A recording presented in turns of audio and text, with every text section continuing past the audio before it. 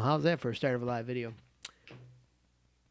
Yeah, Mind's Eye Visual Guitar Method going live in a couple of minutes, I guess. We'll just give it time for the room to populate here. If anybody's going to show up, you know how my videos go. No one ever shows up because, well, I'm just a small fry here, starting out or just putting around on YouTube here. Not really kicking it off, but hey, whatever. I think that eventually people will find more and more about this channel, what it can do for them. But anyways, yeah, we're going live today on a really nice warm day, and I need to get out. I had all these things I want to do outside, but I got tomorrow too, and I was sitting in front of my computer just being lazy, and I thought, you know what? Instead of being lazy, we got some good daylight happening, and why don't we go live and just chit chat about whatever. So here I am going live, giving my Fender. Sorry, there's a volume issue there we want to take care of, but giving my Fender copy here a run. If you watch this channel, you know that I usually have my Ibanez, my favorite guitar there, my custom kit Ibanez creation, whatever. I shouldn't call it an Ibanez because it's a fake China copy Ibanez. But anyways, a hot rod guitar, super thin neck, in the dual coil pickups, really great sound out of it. And but I love the Strat that I built here too. I made this out of a Guitar Fetish body, which looked really nice. Still looks really nice. Who was this? Oh, they got a big catalog.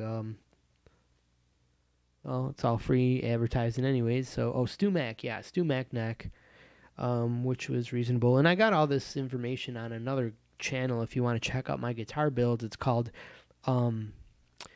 Budget DIY Guitar. I think that's what it's called. It's like been years since I've uploaded anything, so it's just all. It's when I made this guitar. I still think I haven't even edited the video from when I built this guitar. And it's just so tough because when you do videos, especially try to make something that isn't live, like a created video, you really gotta, like, you want to videotape a guitar build, you gotta plan for a videotaped guitar build. You know, if you want the thing built and to just concentrate on building it, forget about trying to film everything, because that just throws you just get past things and you forget to film and you don't even know what the hell's going on. So you just, throw the camera down and you skip all that. So, and then you wonder, you wish later that you had all the video. So that's how that works. You really need to plan all that stuff out. So I never made a video, I guess that was the long way of saying, of this guitar build, but it's does a pretty good job of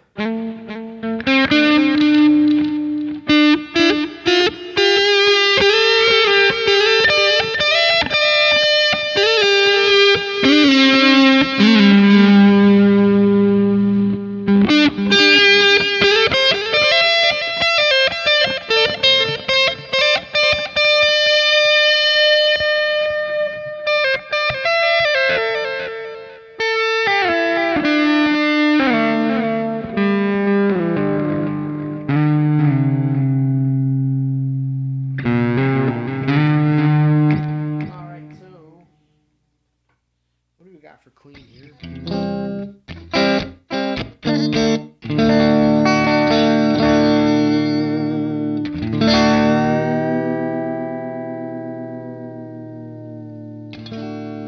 Okay, let me talk about that really quick. When it comes to Fender Strats, there's always confusion about floating the bridge, not to float the bridge, and I have a couple of other Strat type guitars where I've locked the bridge down because I want some versions like that too. However, I like floating bridges too, and I like this what is being called the Carl Verheyen method. Great guitar player, by the way. All respect given to Carl and his ideas and years of great guitar work. But the way I found the way it was explained, I couldn't make sense of it, or it wasn't really the result. What I found made that effect. The Carl Verheyen effect is the fact that you can, if the bridge is set just right on a Strat, that 3 millimeters floating, which you have here at the back, Your D chord, when you pull the bar back and it bottoms out, it'll bottom out at a, I believe that's part of a C major.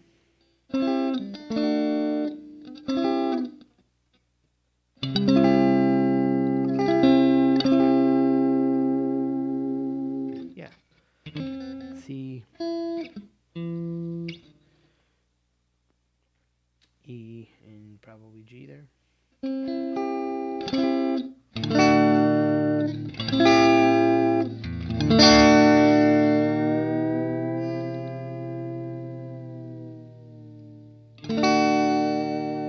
Comes back in tune and everything. I'm very happy with I built that. Because what I'm trying to show you is that, you know, I feel like I'm a mechanically inclined person that's, you know, there's all this mechanical-y way of looking at the fretboard and understanding it all. Jazz here. And so I feel like, you know, I'm okay at like assembling things and building things. So I guess, you know, other people were like, "Oh, you got a knack for that." So maybe I have a knack for it, but I'm just trying to say that you can build a guitar if you just put your mind to it, and you can understand that guitar's fretboard if you put your mind to it, right? Or jazz out your thinking with some graphed out guitar ideas. So Mind's Eye Visual Guitar Method. You like my artwork here? I think that's pretty cool. I was pretty happy with that. What are we doing? Well, you know what we're gonna do today. I'm gonna give you guys. Oh, that's convenient. I'm gonna give you guys just kind of like a rambling video on something I've been thinking about lately. We've gone over all the basics of the graph paper method in other videos, so you know I'm not gonna do one of them repeat. For the newbies today, I'm gonna do something for my advanced, for my followers, 700 of you, and there was one new subscriber in the last day, so I want to thank you for your latest subscription. Your name should be mentioned, but it's not in front of me, so I didn't remember. But it was like a screen name type of name. Anyways, I mean, he wasn't like Jim Smith or something like that. But Jim Smith, if you're out there, thanks for subscribing. So I'll ramble on about what I've been, an idea I mulled over the other day. And it was this. Here's I think this is pretty interesting. This picture right here, something you know that I profess as one of two ways to look at the fretboard where the shape you're looking at is all there is. This shape repeats over and over, and the only place you can be playing on the fretboard is in this shape. I'm saying that. And right here on YouTube, you know, ready to be like, you know, hammered down and beaten down for my misspeaking. But I know I'm not misspeaking. This is real. If you graph out the major scale on the guitar, you're covering all 12 notes with this little pattern here, and you see there should be 13 squares filled here. We're covering this. So 1, 2, 3, 4, 5, 6, 7, 8, 9, 10, 11, 12. So there's 12, but there's one repeating note. So let's see how that works. With something, so we would have C, your C sharp, your D, and then your D repeats there. That's always a repeat. We know that. Your D sharp, E and F. You have all your half steps. Your B and your C, your E and your F are in the square box. Your F and your G, and then A is here. And A to B. So we're missing the G sharp, A flat. And where the hell is that? That would be out here. And tacked on here. Or G flat, A sharp is what I should have said, I believe. I think I just misspoke. So, this is all you have for... Did I mess something up there? No. See, sometimes if I don't plan these videos, I'm just coming out here and being as lost as you guys are. But anyways, where are our well, I'm gonna have to think about that later. Something's coming to my mind. Just a random thought here, and it's yeah, how it goes. Okay, so at least we know in this square of notes here, we've got all the notes of a major scale. We've got the do, re, mi, fa, sol, la, ti, do.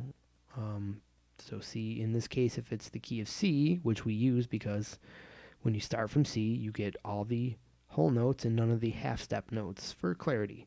So C, D, E, or C, D, D, E, F, G, A, B, C. So it stands to reason that every arpeggio, all 7 arpeggios, even major 7th arpeggios, can be thought of within this shape. And if you know where all 7 of those are in this shape, then you just have to repeat that down the neck to know all your arpeggio notes. Or um, maybe you would know, I think I'm misspeaking a little bit. Maybe you would know arpeggios themselves as their own unique little patterns, little doohickeys for your when you want to play those in your solo adventures. Um, but if you are soloing and you really want to knock them out, you're going to want to concentrate on, you've always heard this, you got to concentrate on the chord tones. That's kind of really the best way to go. Or when you hear, probably most of the players you hear that made it to the radio are on the radio because you can hear they found a way to get through a solo nailing chord tones. Whether they sat in the studio and engineered that solo, for 20 hours before they played it, or whether they can just do that spot on right while they're jamming, which is the real intense knowledge of jamming, I think. That's what gets a guitar player that recognition to an audience, captivates an audience, because you're definitely doing something that most people don't do in their solos. I mean, you can noodle around a scale, and like I always say, you can get pretty good at using your ear to kind of cater to the chord tones. But it's slippery, and it doesn't if you don't exactly have a little kind of roadmap in your head as these chords go by or change, then you probably aren't totally catering to the chord tones as clear as you could, or making lines as interesting as you could by really making your own creative ways to get to the chord tones, or cater to the chord tones. Right, you're catering to these chord tones. You're still going to your other notes in a scale are the steps in between those notes that are like the go-to notes at the certain beats. Now this is where you're playing your solos. You start thinking about the rhythm section of the not just what the bass in the music is calling you to do, but what the rhythm is also calling you to do, and that's jazz. Or the beginnings of jazz. Jazz is also a lot of just knowledge that you learn from learning jazz standards, is really where all that comes from. Just in the same way I can do rock and roll by always playing every Pink Floyd solo I could learn, and Rush, and everyone else that's in that genre. Zeppelin, right? So we could keep rambling on about it, right? No. We want to let's get some chord tones mapped out. And I said 7 of them earlier, and you know what we really need? We really only need 6, because when it comes there's probably not too many times you're going to cater to the B. It's what's its function? It's going to be there if you want to lead to the C. So you might be over it sometime. You might want to learn its arpeggio, but for the most part, you're probably soloing over your big popular chords. Your 1, 2, 3, 4, and 5, and even probably the second last one is probably maybe the 3. Your 1, 2, you're definitely 4 and 5 are super obvious and pretty likely, or not so uncommonly, your 6. So that being said, and you can engineer all on what we're doing when it comes to like other scales. just this last week, I was learning this cool one I never knew existed. I just watched Signals Music Studio just did one, or maybe it was an old video, I don't know, but on Mixolydian Flat 6, I think it's called. It's really cool. It was when he played it, I'm like, oh my gosh, I got to get doing something with that sound because it's really cool and it's just a little different from the major scale. And sometimes you need that to spice things up and really advance your playing or give it that sound of being advanced, right? So another one, what was it? It was this, I can't remember what they even called it, but it was started on F and it goes like this.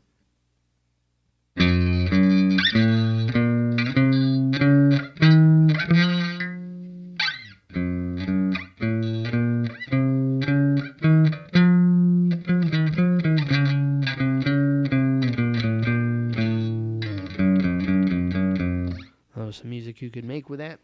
And I thought that was pretty cool. And interestingly enough, I'm wearing my Rush t-shirt, right?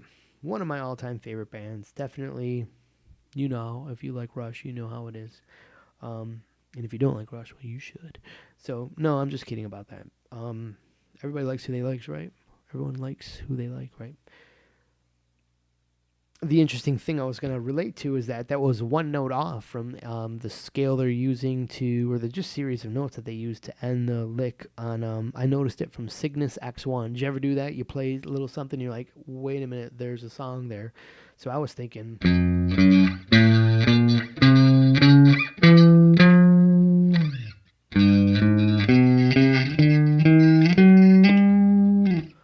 kind of like that. I mean, it's Cygnus X1 or something like that. Hemispheres. I think both of them, both songs. There's 2 different albums. If you don't never mind, right? But yeah, there's 2 songs that are nearly the same. 2 big pieces of just never mind. And it's Rush, and both songs have that lick. So arpeggios. Let's get these things written out here. So we only need to know 6, I guess was the point I was making. So let's start with a 1. If we wanted a basic C major arpeggio, or no, I'm misspeaking again, because that's what I was originally thinking I was doing here. But I'm realizing I'm just kind of where, if I was in this block of notes, here's my solo. I'm here.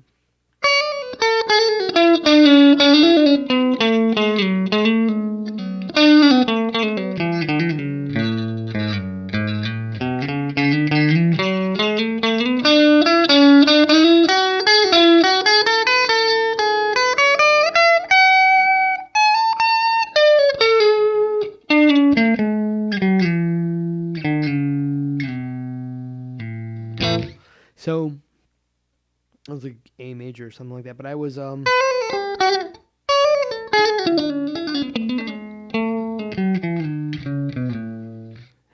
noodling around on the shape. This is what I just played all across the neck. All I thought of was this, and it got me everywhere.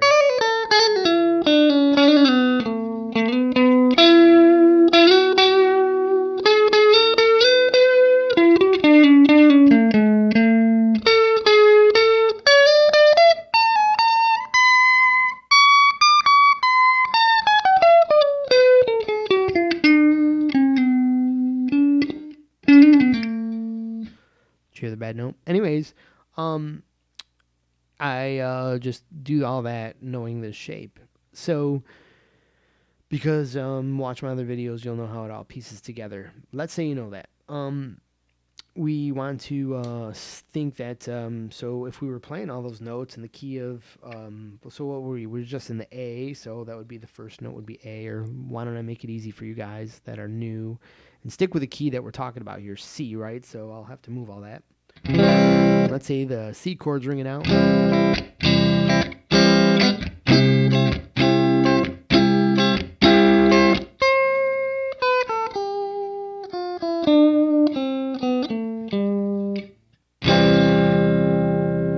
So we're in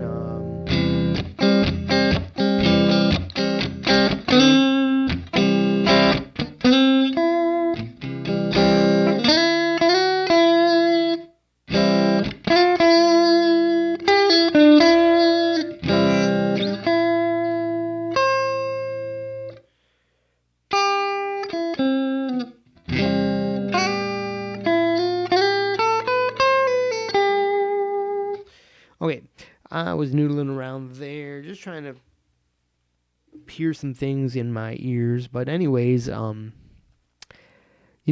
really jumped out at me there as just sounding super resoundingly awesome by catering to chord tone, so to speak. But at the same time, that was basically the one of a major, and it's C major. Everybody's knows that.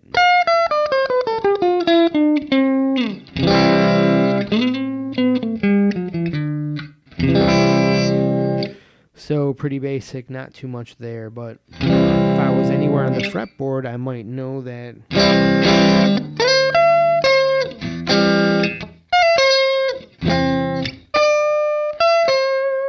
So I started like that line. Why did that sound good? Because you played an in-between note. Let's just call these other ones in-between notes. Like here's the, I'm in this shape on the lower two strings here. If you know that as your Dorian shape, that's a great idea that you have. If you don't know that and it starts to throw you off, don't worry about it. Just ignore all that. You don't have to know it like that. Someday you will, because it's easy to have all that come together once you get through this a lot.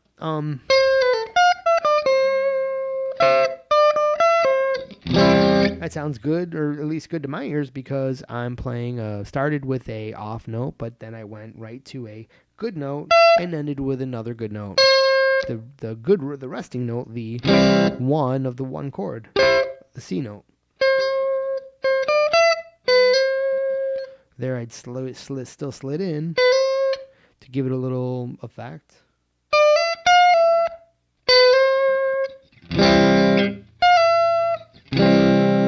So notice that you pull off there. Sounds pretty good. Let's try to hammer on the other way. So I pulled off from the F to the E. So I pulled into a chord tone.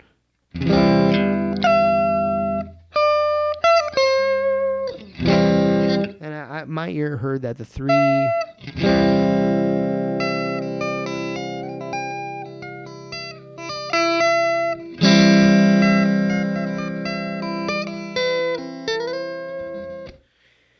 What I did there was, my thinking was, basically I played 2 bars, and in the first bar I resolved to this one, which wasn't as nice of a resolve as the final one where I resolved to the one of the one. So you may even want to consider, like, as you go through bars, you might cater. You've always heard, we'll cater to the third, cater to the one, cater to the 5. Select those for different bars of the song. And you might want to resolve to the one, or you might not, whatever the deal is. But it's got your head in the right place, thinking of all the right things.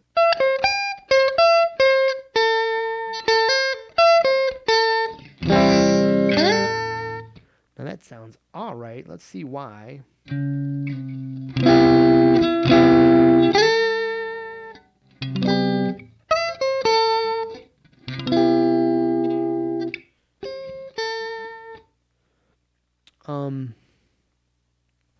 It actually sounded okay, but it was just the 6 there. Because I was making a mistake. I was trying to resolve. I was trying to add in cater to the 7th by playing a C major 7 chord. Let's see if that works. We're going to loop that a little bit.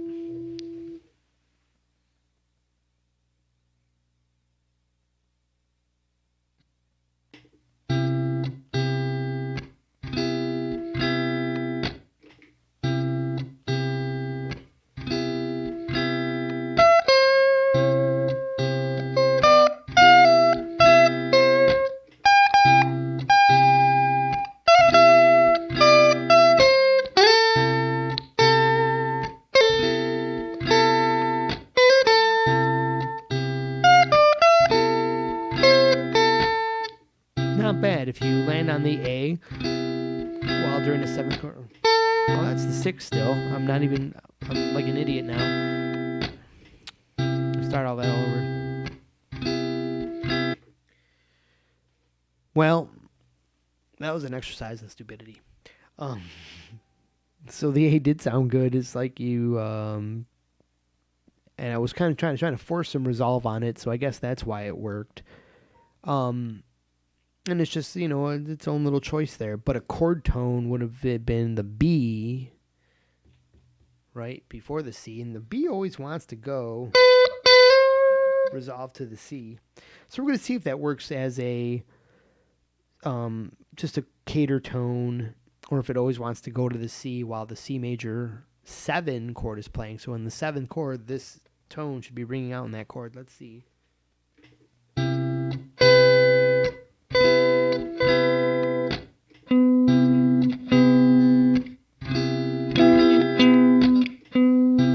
There it is.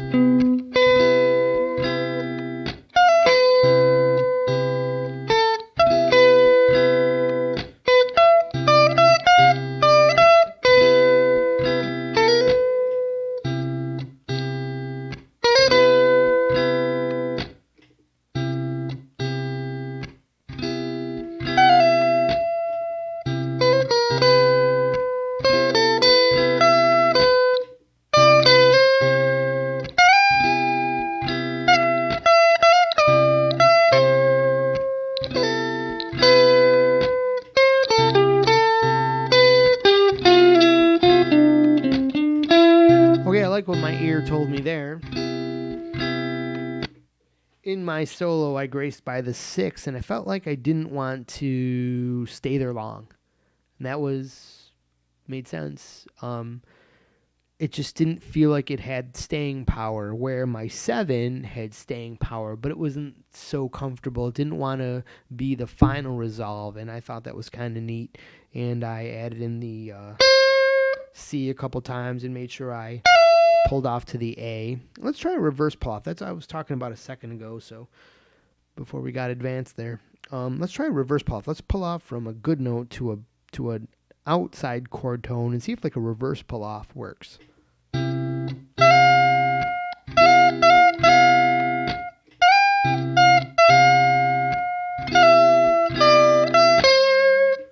Yeah, I found that it works. It sounded all right, but it wanted to go somewhere, and when I brought it into from there to a or a, it felt like it had a resting point on a chord tone, of course. So kind of neat. So you can kind of think of while that chord is playing, you can be like.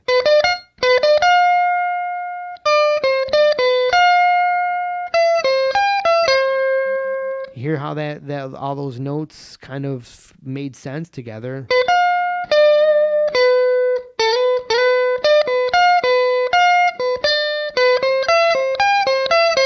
And all of a sudden, the last notes I played brought it together and kind of gave it like a coming to the rest. Even though it was kind of cheesy and basic, you really want to get your ear to pick up on that. And wow, I was like, pick up on that. Huh? Sorry, get a little excuse me, animated here.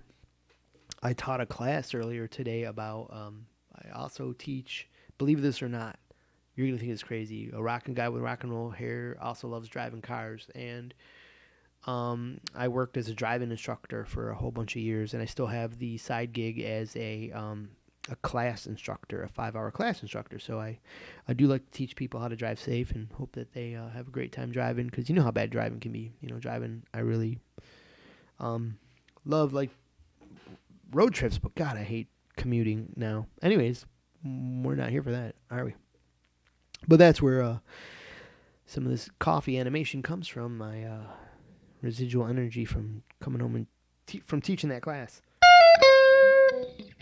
But getting on to resolve here. So there's the 1. Let's move on to like the 2 now. Let's see what that can do. Don't you know what the 2 can do? So what to do here, what I've been doing, is just making a note page so I can return to this and see if I can stick this all in my memory. And so let's say the 2 chord is playing. So what's the 2 chord? Well, here's the 1, the C, right? And the C is good for me. I go swimming in the sea.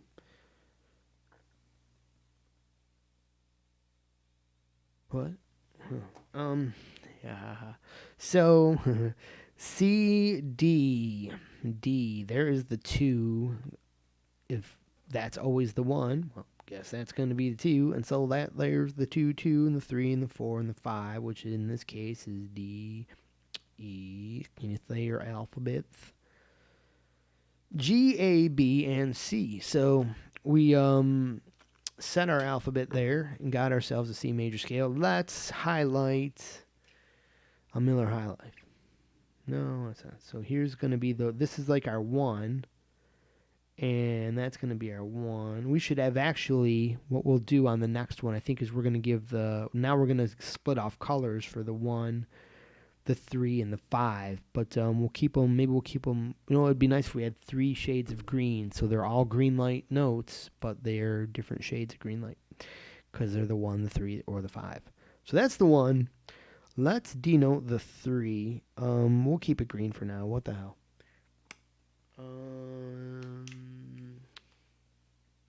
Let's see. We'll do 3 with some. How about that? Well, we need the 7th. We'll use some colored pencils now. We got the 7th. We'll use some dark green for the 5th. And here we'll use some orange for the 5. All right.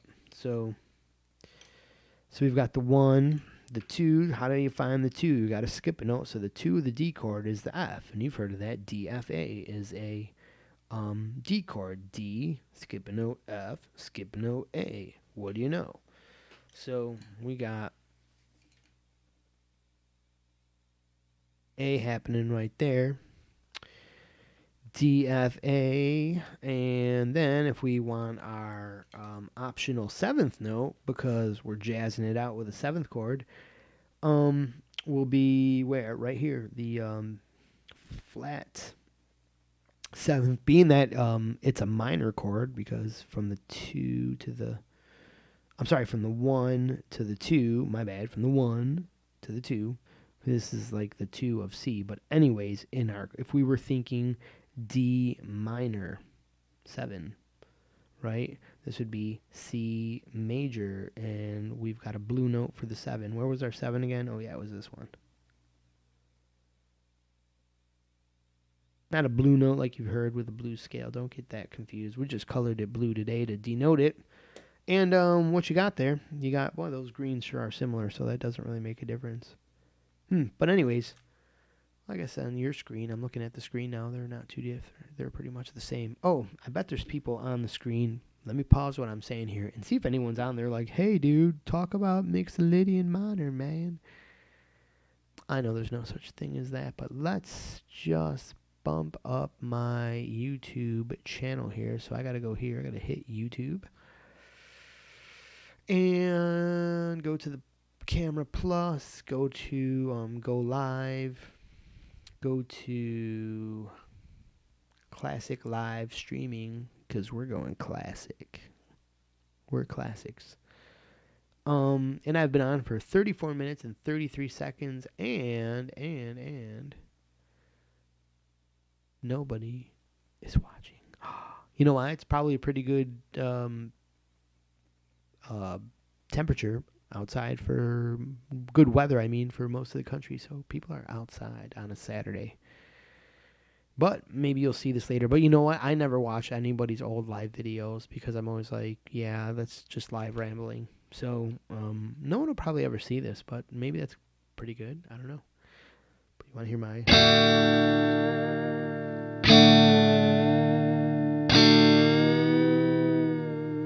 Carl Verheyen Strat?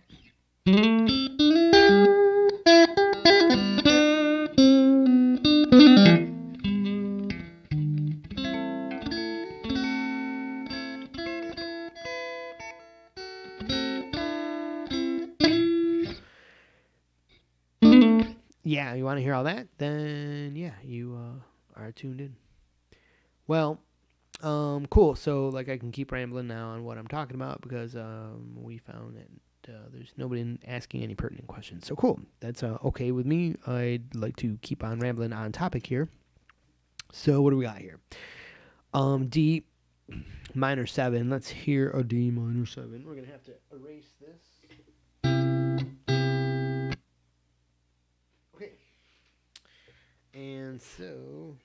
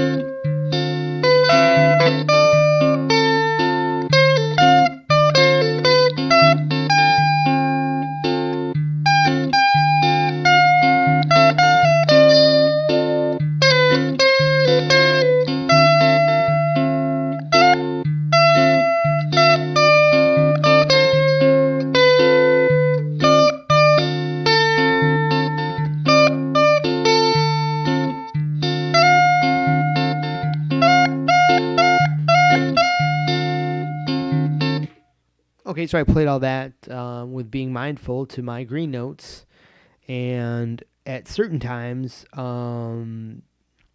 hanging out on the white notes, and I was just kind of feeling the tension as I did that, just kind of writing these notes. So I was like, "Ooh, I really can't stand these notes anymore." And I noticed that when I went to hit more of the green notes, then all of a sudden everything's kicking in, kind of sounding like it all gelled.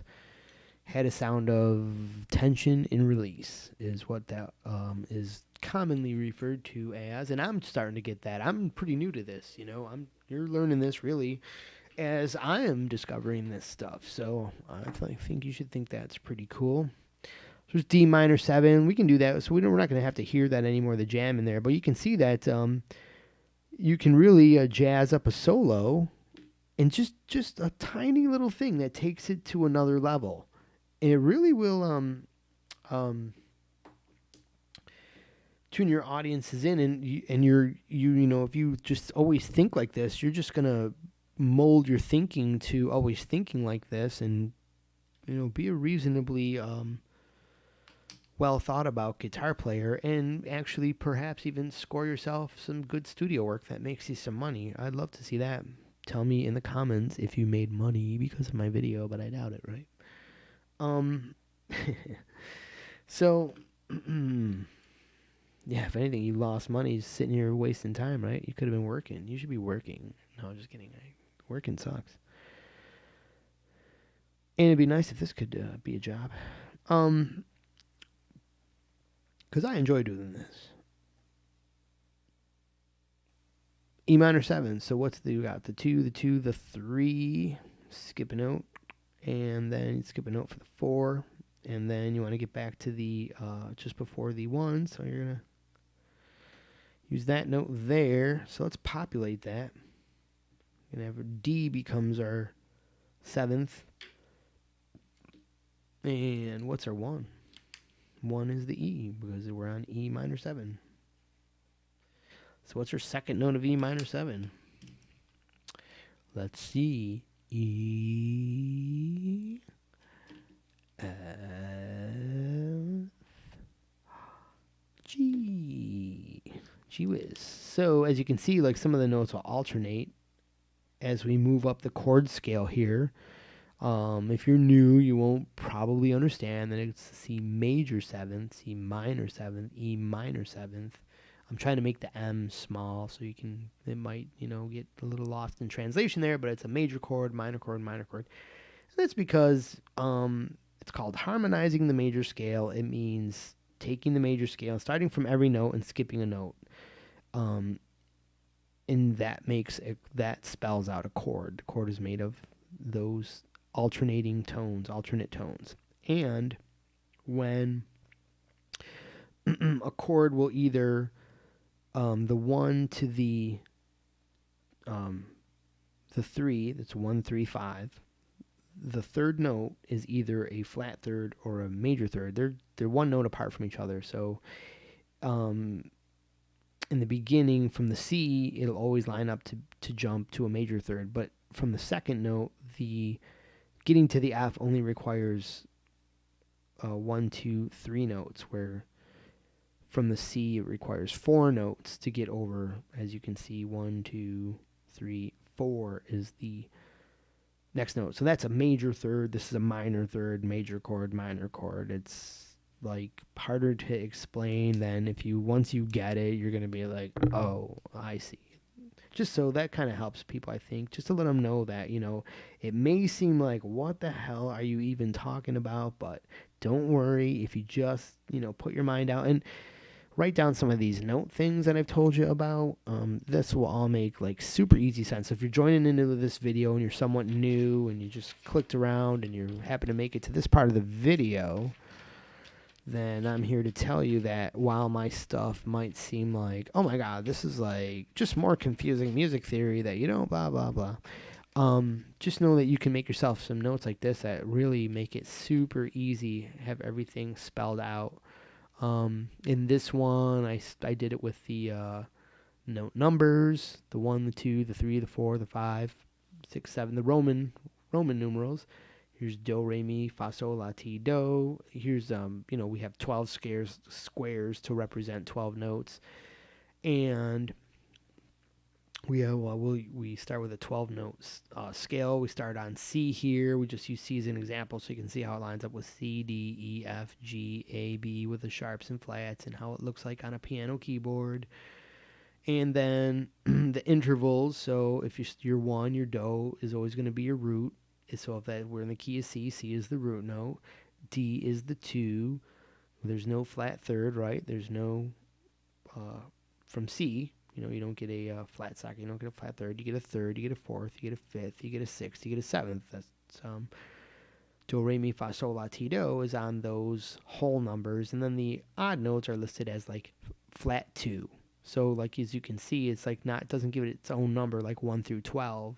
You could do that up here, you can write 1 through 12, but that's why it's like it is. It's, you can know this from these charts. You can know. So there we are with a flat third. You can see how you go up this many notes, it's a flat third. If you travel up this many notes, it's a third. And if that's like sounds alien to you, just that simply means like if I'm on this note, 3rd fret, E string.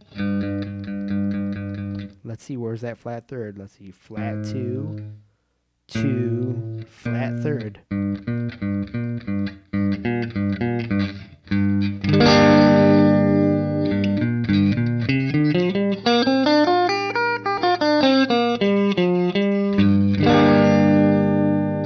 Minor. So if you go up 1 more from there, you have major.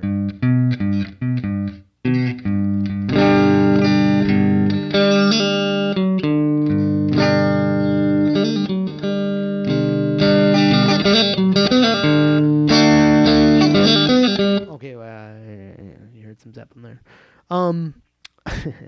So yeah, we wrote down chords and modes and key, but we're not going all there today because we don't got time for that.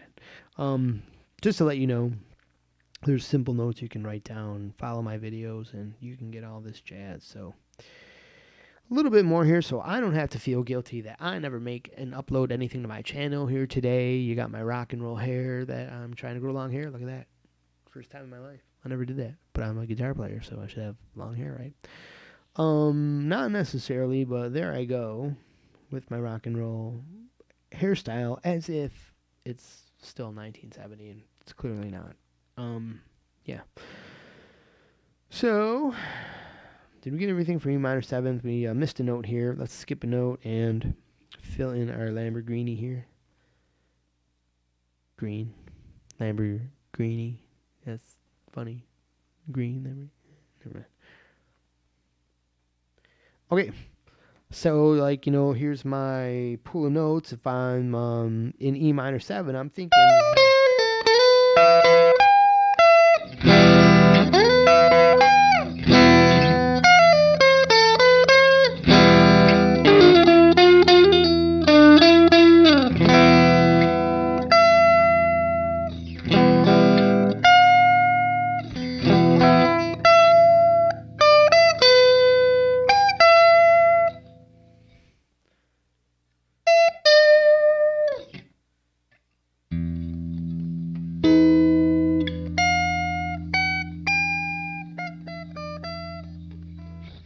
Anyways, yeah, so there you go. And so we'll go through a couple more here, and I'm going to leave you guys a graph, maybe the last one or two. But we want to know what's the 4 chord. So here, like, this would be the 1 chord, the 2 chord, the 3 chord, the 4 chord. What's a 4 chord? Is a 4 chord major or minor? Let's look at our chart. Did we write that down in our chart? We should have, but we might not have. That would have been good. Yeah, it's got the chord listings right here. So our 4 chord, here's our root is major. Our 2 spells out a minor. Our 3 will be a minor. Our 4 is a major. Let's take a look. F, G, A. Okay, so we have F. We have 1, 2, 3. A is on the 4th square. Let's check it out back here. Root, 1, 2, 3, 4. 4 is major third. So that's a major third, right? So that's a major chord. If it just so happened that, the notes of your scale were F, G, G flat, A, well, that's start at the F. That's 1, 2, 3. So what I'm showing you is, like, if you're in the middle of the scale and you're like, oh man, what's my chord from here? You would just be able to see, well, I've got 1, 2, 3, 4 notes to the second note of the chord. That's going to be, let's see, 1. So actually 1, I'm sorry, that's the 1, or whatever way you count it. You can just, we started here in this example, 1, 2, 3, and 4, minor third. So, if your note is only this far away, you're spelling out a minor chord, and if it's this far away, you're spelling out a major chord. Get you, got you gone. So we got major chord. Now you know why. On the 4, we have a major. On the 5, we have a major, but it's also called a dominant. Probably want a music theory lesson there. I don't know if I'm going to give it to you today. Those who know about dominant chords just know what that jazz is. And, I'm not speaking anything new to you guys. And for anyone who's here that does not know what a dominant chord is, well, you probably do want to know. It's got a pretty important function in music. Probably, maybe in that set of chords, maybe even the most important, to get back to the root. That'll make sense to you someday, if it doesn't today. So our next note in a C major, C, D, E, F. So we would have an F major 7 here, if we want it to be a 7 chord.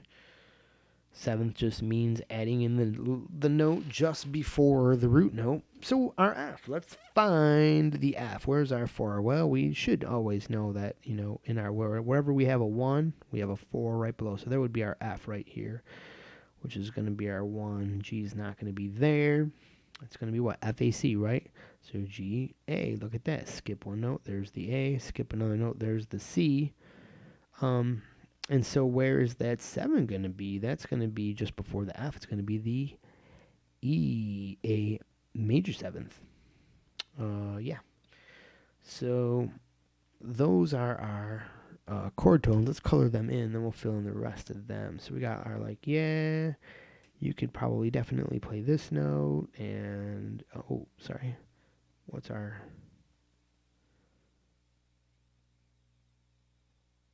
Oh. Yeah, I messed up there. Anyways, I didn't mean to make that green. I meant to make this F green, and that was where I suddenly stopped there and realized there had been an error. So we want the F. We don't want the G. Let's fill in that D note here, just so we know our notes, right? Just the same as the other boxes. But what boxes? Notice, it's always a different combo. Just you got to remember 6 combos of notes, and you'll know where to be when any chord rings out and you're in the same old scale. So, my fine, fine friends, till the end, we have the A, F, A, C, right? So F, A, C. Now C is our 5, and we wanted to make our 5 now orange. So we're just going to try to kind of redo that orange, and it's going to sort of work, I guess. Yep.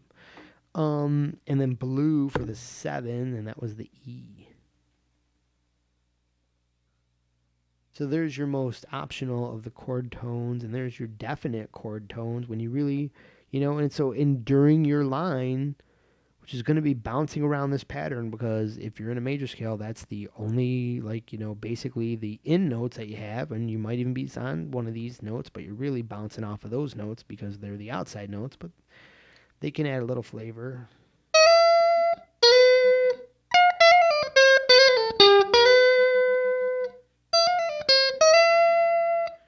To a degree, though, you can slide in and back from those.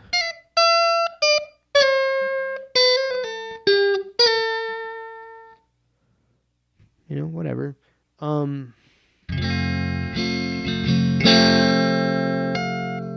There's our 1.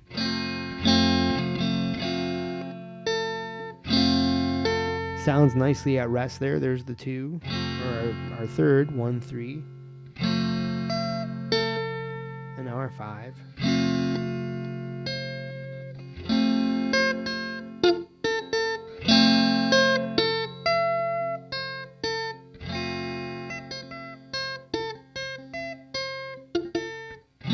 Chord tones. And now the stepping stone notes.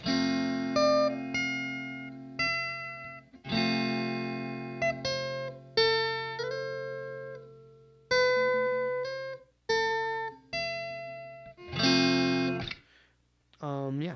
So my ear was definitely picking up on the notes, on how the green shaded notes and the blue and the orange sounded mostly at home, and while my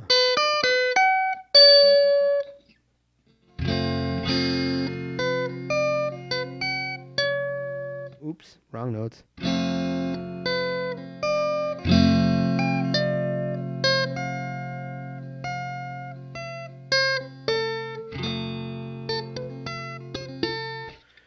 So, like, in my line there, I liked how it sounded more than I usually play, simply because I started noodling around on tones that had the most available tension. Well, technically speaking, the chords outside would have the most available tension, but that's like wrong note tension. You're really gone there. You better do something quick. But if you specifically dance around on the non-chord tones and then go into the chord tones, that's what people's ears are really picking up on, because you're really getting the math right to these people. You're starting with some, math that, you might not know what you're doing, math, which is good, and then you lead the people right into, oh yeah, bang, bang, bang, like, hitting all the good points of a pinball machine. You guys are maybe too young to remember out there pinball machines. I'm actually kind of young for that era. I was video games had just come out when I was a little kid. I remember like walking up and finding Pac-Man in a restaurant. Like when my parents were waiting in the waiting area, I snuck around and made it into like the dark bar area, just for like ooh, I'm here. And I turned around because something was glowing behind me, and I never saw anything like that in my life. Instantly, run into mom and dad. Can I please have a quarter? Oh my God. And then, telling everyone at school. And next thing you know, everybody knew what Pac-Man was. But that was my Pac-Man story. I'm sticking to it. What do we got here? Oh my God. We got to get to the 5th and to the 6th and leave the 7th home. And we got the rest of them off the screen here. Hopefully you took some notes. Rewind the video. Whatever you do. We were doing something with 432 hertz, right? You heard about all that? I've watched all the videos. I don't know. I've seen it debunked enough to maybe it doesn't make a difference, sort of, so to speak. It's like not like a huge conspiracy thing. I don't think it is, but I do think it could make for some more tempered sounding music, I think. I don't know. If you can, I think they played some videos where you really couldn't hardly tell if one was 432 and one was 440, if one made you feel better or something. Anyways, so yeah, let's do our standard order of business, a basic guitar scale shape that repeats all over the fretboard. Positioned into the key of C. We do that by positioning this box right here onto the C note. This is always the the one of the, this always creates a do re mi pattern on your fretboard, and that's the do. So the re always shows up twice. E, F, G, and A. Just to be redundant, I know I've probably explained that 50 million times today. So we got G, G7. How come this isn't, and it's a major chord, but how come they don't put major there? Because this is called a dominant seventh chord, and it's dominant seventh. So dominant, it's the dominant nature of the seventh it uses, plus the addition of the major third, that it's a major chord. It makes it so it's the only chord, a major chord in the scale, that uses the seventh that's usually associated with a minor chord, the dominant seventh, which is the one, or the flat seventh, right? Is that, do I got that right? I always get those confused. But anyways, the seventh that's a whole step away from the root. I don't know why I just played those two notes, but that was a whole step. And then, normally, like in the key of C, the do, re, mi, fa, sol, la, ti, do means that you are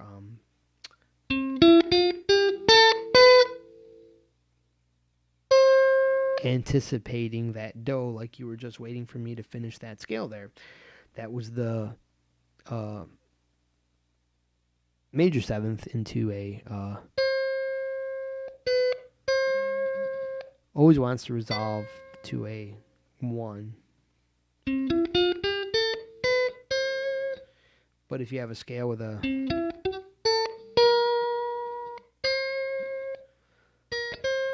still wants to resolve, but just not as much. So it's a very strong tone that rings out. So it's called the dominant seventh, and it supersedes the major, and that's why it's always major, but it's G7. That's like the best I'm gonna give you. I'm sure there's deeper, more like theory specifically correct, or maybe some classical ways it could be described to you, and you would really, it'll nail it home. Then it's probably nailed home in my mind, not just because I'm familiar with my graph paper method here, but because I went on a music theory, like just studying like crazy for a while, and I had read that about it so many times, and the explanation about around what I said was repeated so many times, and now I know it, and that's or how I came to understand it, and it usually that information does me good. So whatever, if you understand it in a more detailed way, that's okay too. Let's get on to business here and get to our 1, G7. It's the G note. So there's our 1. Skip a note for the 2. What's a G chord? G, B, D, right? So there we have it. G, B, D, 1, 3. Oh man, look at that. We went to the 5. We didn't paint it orange. Well, it matches the one above with that now deeper orange. And the 7th will be blue, and that'll be the F, the dominant 7th. It's a major chord. See, usually minor chords have that whole step at the end. Like, let's see this E minor. From the blue to the green, whole step. The D minor 7 from the blue to the green, whole step. But look at the C major 7. The blue to the green is a half step. That's what I was trying to say earlier. I should have just pointed to my method, my lesson here. And so let's check out the F major 7th. Hey, what do you know? There's the other major chord in the scale, and it's the half step resolution to back to the 1. And this one is like a minor chord. So it's kind of like a major minor chord, and that's why Mixolydian is kind of funky like it is, and why you can substitute major for minor and get away with it in your when you start really exploiting your music theory and making your creative music by twisting and bending the rules, because, well, rules are made to be twisted and broken. It's just a way to understand and communicate with people, really. Music theory shouldn't be associated with rules. It's not that at all. It's just communication and creative control. Gain control over the notes, then you can be creative. I mean, if you never knew what paint was on the end of your brush, how could you really be a creative artist? Well, I guess you could. I mean, you'd always be painting weird stuff, but wouldn't be very accurate. If you were trying to be accurate, it would be kind of weird. So anyways, with G7th, let's do that.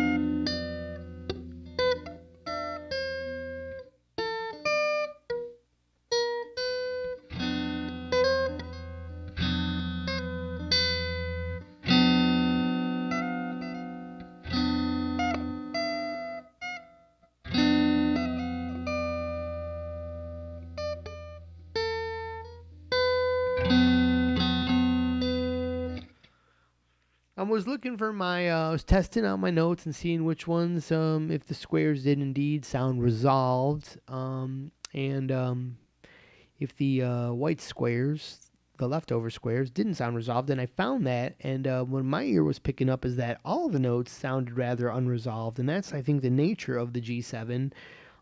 You're way far away from the one. It's why it's got its own unique sound. It's everything. It's a little bit of a tense mode. It's actually of the major, the three majors found in the major scale, one based off the one major chord, one based off the four major chord, and the five major seventh chord, or seventh, dominant seventh, which is major. Those major scales, the most farthest one away from C is that G7, and it's the most tense, and it's mixolydian, and it's fun, and all that stuff, and that's why it doesn't resolve so well, because that whole chord wants to go home, and it wants to go back to the, let's hear that jazz progression, that 2-5-1, right? You've heard of 2-5-1. Well, that's what they're talking about. The 5 always wants to go to the 1, and that's real popular, apparently, in jazz music. So they're always telling you 2-5-1, 2-5-1, 2-5-1. Then you hear blues, you hear 1-4-5, 1-4-5. That's what we're talking about here. It's the 1, it's the 4, it's the 5, and those are the chords from the scale: 1, major 4, major 5. When there's you can substitute that. You can make this your 1, so that this becomes your 4, and then that becomes your 5, and whatever the case may be. You can substitute. You can do all kinds of things. So, that's where, this stuff isn't so well known to everybody, because it's complex. There's a lot of changes and stuff you can do. It's all explainable, and people start explaining, and every single concept has like 8 million explanations. That's how that happens, because there's just so much you can do, and so much has been explored in music by now. But I believe there's still stuff yet to be explored. Here and there. Sorta. Okay, so that being said, A minor 7. What would that be? What would A minor 7 be? Well, we're going to start on what note? The J. Oh, there's no J. What are we going to do? Oh, the A. Oh, yeah, we're going to start with A. It's an A minor chord, right?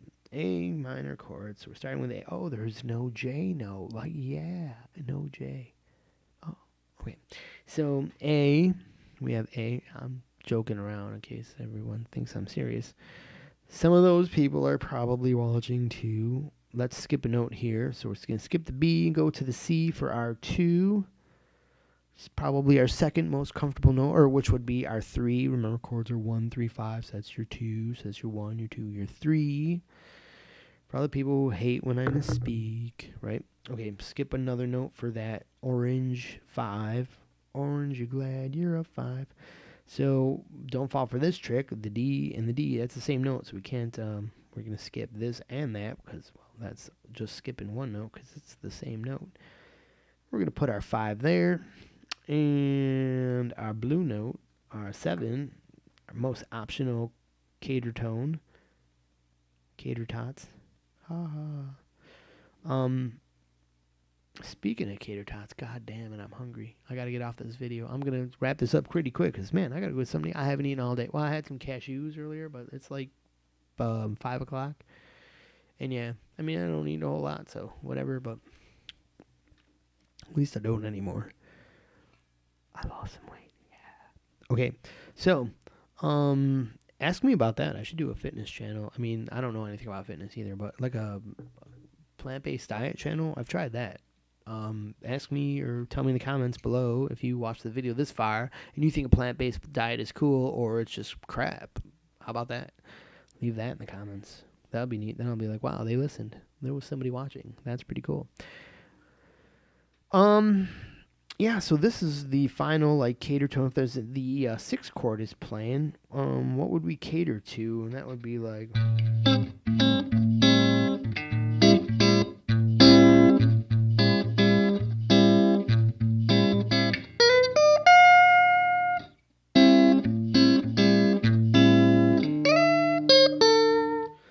I did there? I made my first line just sit on tension. Oops. I think that's what I think I just played the wrong notes.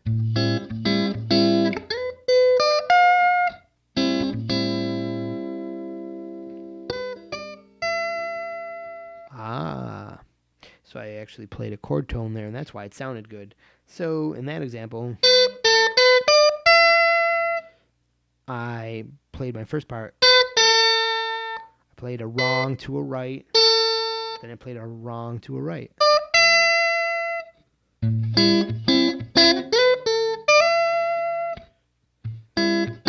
That's why that statement sounded kind of complete. Not only did it sound like I played the right notes, but with the right notes, I made a kind of complete sentence. So it's kind of like, you know, the difference between someone from kind of making the right sounds, but going chi ku ka bi ti pu tu, you know, they're, you know, that's when you're just noodling around. You're making, and you can be in the scale like I started with this method. It's pretty cool, but it's like you're making you speak all the right words or letters of the language, but you're not making any sense. Now you're putting your words together, and now your consonants and your vowels, you're actually going from gaga goo goo to good times, bad times. You know, I've had my share when the woman gets home from her back. Ha ha ha. All right. Anyways, yeah. So you're making more consonant sounds by thinking in these terms.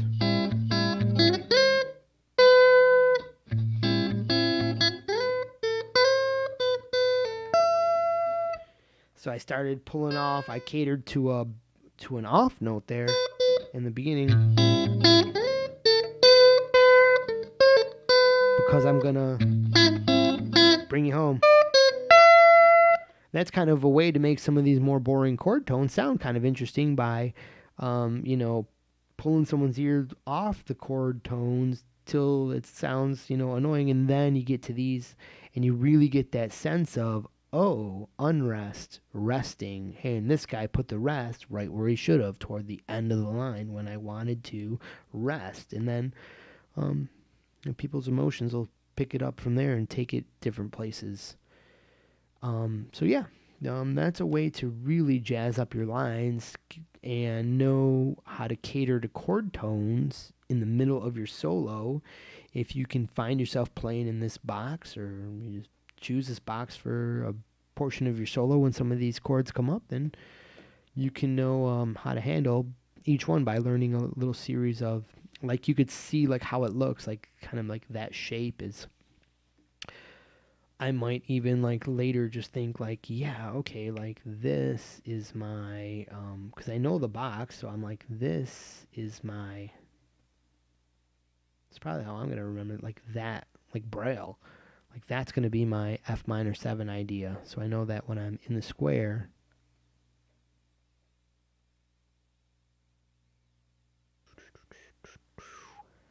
I've got the,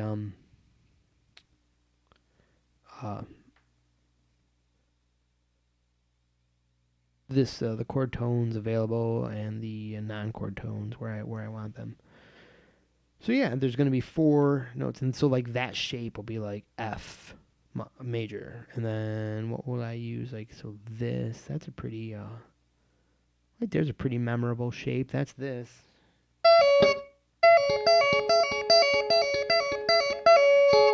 I think the riff in Pigs, 3 different ones off Pink Floyd Animals. Let's see, that was an E.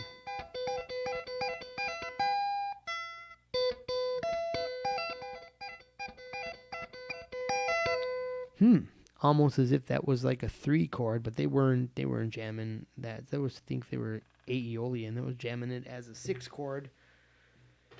And so still 2 chord tones in there. But anyways, we're not going to analyze Pink Floyd on this video after 43 minutes with nobody listening. Well, I think we're just going to Put the strat away. Know that we went online today and hooked our followers up with some cool, powerful new information. Perhaps they didn't already know or can use to do something. Let me know if this helps you. And we'll be back like tomorrow with another live lesson. Oh yeah, one last thing. If anyone is out there hearing this, I need to know this. So this would really tell me if you made it to the end of the lesson. Should I create another channel? So I split this into 2 channels. One is these live lessons. Call it like Mind's Eye Visual Live. So like, like on that channel, you always find me doing this. Hey, we're live, blah, blah, blah. And then have a Mind's Eye Visual Guitar Method channel that has all my factory like custom, edited videos. That was the word I was looking for, edited. It's a very easy word, edited. Note to self, edited. I edited videos, and I don't know, like no one splits their guitar channel into 2 channels, but that's them, and I'm me, so maybe I'm doing this. I don't know, because I seem to be like populating my channel mostly with these live videos, and I'm falling short on the studio videos, so maybe if I had so it's seeming like mostly a live video channel, but I don't want it to be that, so maybe I should make 2 channels, I guess is what I'm thinking.